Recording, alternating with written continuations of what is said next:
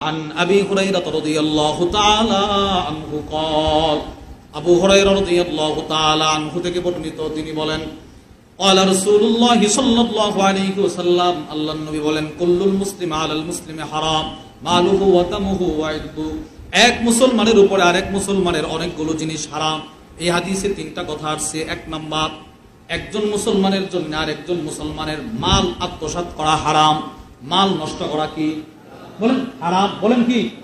দুই নাম্বার, ওয়া ইরদুহু তার সম্মান। মানুষ দুনিয়াতে চলার পথে অনেক সময় শয়তানের কুমন্ত্রণায় পড়ে অপরাধ করে ফেলে, গুনাহ করে ফেলে। এটা আপনি দেখছেন না, আপনি এটা বর্ণনা করার কোনো দরকার নাই। হতে পারে সে গুনাহটা করার পরে এমন একটা তাওবা করেছে যে তাওবাটার কারণে তার গুনাহটা তার আমলনামায় নেক হয়ে গেছে, নেক। সুবহানাল্লাহ। আল-ওয়াবিলুস সাইয়্যিব ওয়া রাফিউল কালিমিত তাইয়্যিব আমাদের শায়খ দামাত বারাকাতুহুমের সবচেয়ে প্রিয় কিতাব।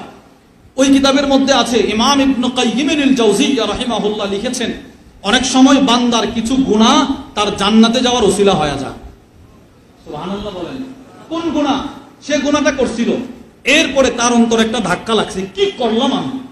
এই গুনাহের উপরে সে এমন ভাবে অনুতপ্ত হয়েছে, তার এমন ভাবে নাদামত হয়েছে যে আল্লাহ পাকের কাছে এত খুশি, এত ভালো লাগছে, আল্লাহ পাক তার গুনাহটাকে নেক দ্বারা পরিপূর্ণ করে দিয়েছেন।